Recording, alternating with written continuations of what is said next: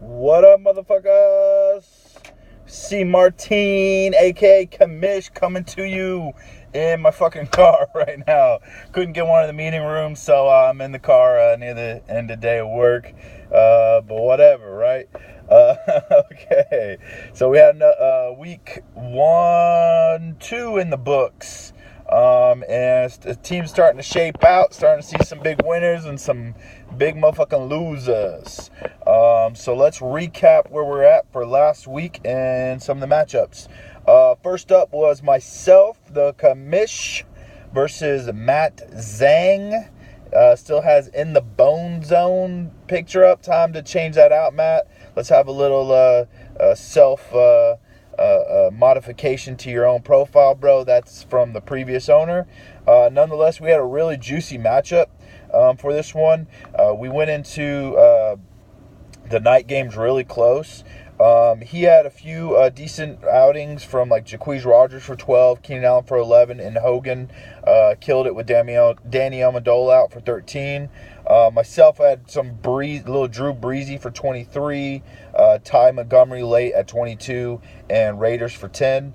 I barely skated away with the win here. We went into Sunday night game. He had two players, Aaron Rodgers and Crosby. I had Ty Montgomery and old Jordy Nelson, and I think I was up by like 8 points, and I was a little worried about it, honestly. I was a little nervous, and Jordy Nelson went out like in the first quarter, so I was like, fuck. So I was down just Ty Montgomery holding down the fort. He barely skated by. He just ended up scoring 22 points. Rodgers and Crosby together for 23 points. So I ended up skirting away with the win, 88-84. Left Matt 0-2, but it's still early, Matt. You still got a decent team there, buddy. You can make some noise. I'm at 1-1, and so middle of the pack like most of the people in the league. Next up was Tally Tal, Dak to the future, who didn't even fucking play Dak. Is Dak on his bench? Oh, Tal, that's right. So Tal single-handedly outthought himself in this matchup. He had a decent outing from the guy. Ravens came through 19. Emmanuel Sanders, I think, had 2 touchdowns for 18. Rest of the team didn't do shit. This motherfucker picks up and plays Jared Goff at the last second over Dak Prescott. I think he picked him up on Sunday. And Jared Goff puts up 10 fucking points compared to Dak Prescott for 15. Well, it's all fine and dandy. He ends up playing Sergio. Sergio had a pretty good outing at 89 with his guys. Broncos D, Devontae Adams, Carlos Hyde, and Winston all came in with double-digit points. That Thomas Rawls goose egg hurt. And so the matchup happens.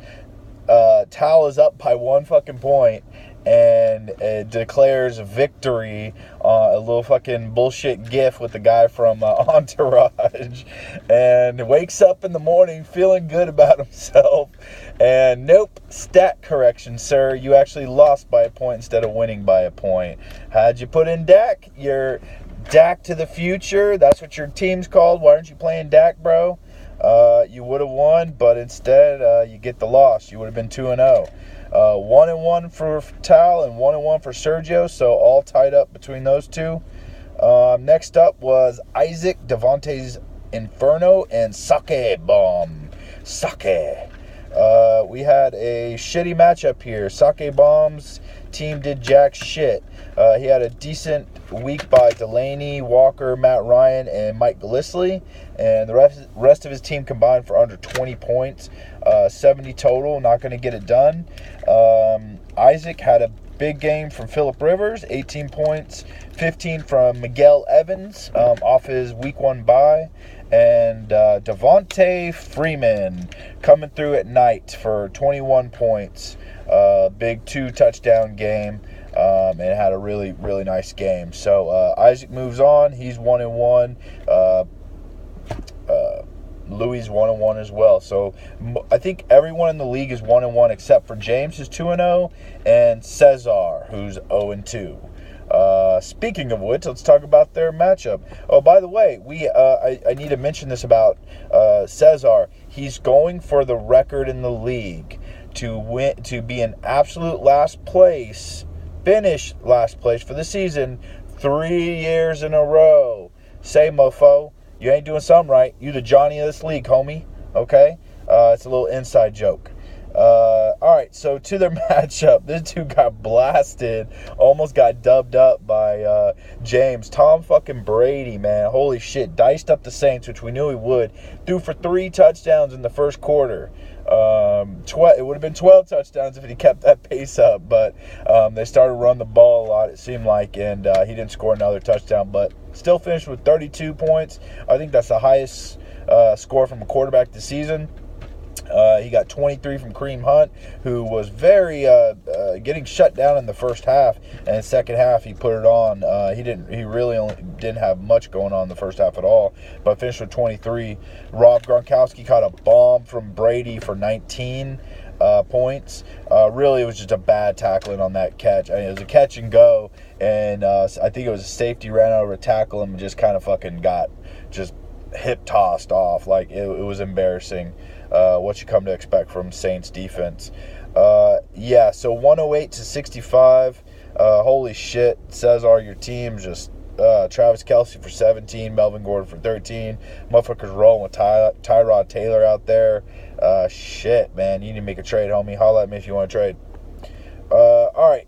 Next up is KL versus Stevie Cesares. Oh, my bad, Kevin. You're 2-0 as well. My bad.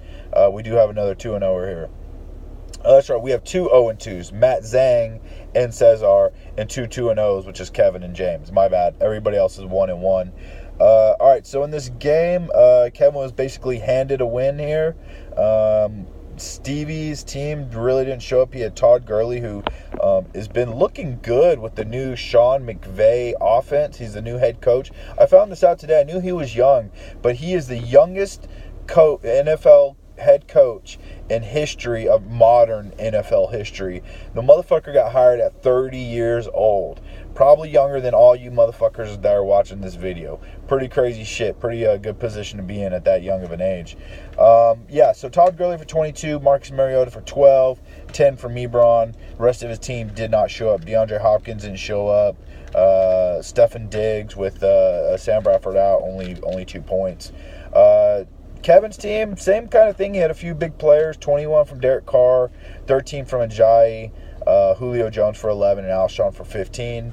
But finishes with 85, got the auto dub, and moves on. Lastly, who we have here? Juicy J, the Squadron against Kung Fu Panda. White Tommy, Maxwell, if you will. Damn, dude, Maxwell had a shitty... This dude looked like, on paper, had a really good team. The David Johnson injury really hurt him. And did he have Greg Olsen, too? I want to say he did. Maybe not. And so, yeah, he only put up 58 points. 26 of those, so almost half of those, by Michael Crabtree in his big 3-touchdown game. Motherfucker killed me in another league. -1 by the Jaguars, 2 by Jared Cook, 3 by Odell, who was limping. Jordan Howard for 0 fucking points. Jesus Christ. And 3 from Isaiah Crowell. So bad outing by his team. Juicy J kind of got handed this win as well. He had a big game from C.J. Anderson, killing his Cowboys for 27. Dude looked good. Russell Wilson, man, offensive line issues, not looking good this year. I don't even know if he's thrown for a fucking touchdown yet, honestly. But he put up 14 points, scrambling for his life. Terrence West for 10. I think he's hurt now. So, yeah, Tommy kind of scared away with the win on this one. So, yeah, they're both 1-1. So, like I said, we've got two heavy hitters, James at the top.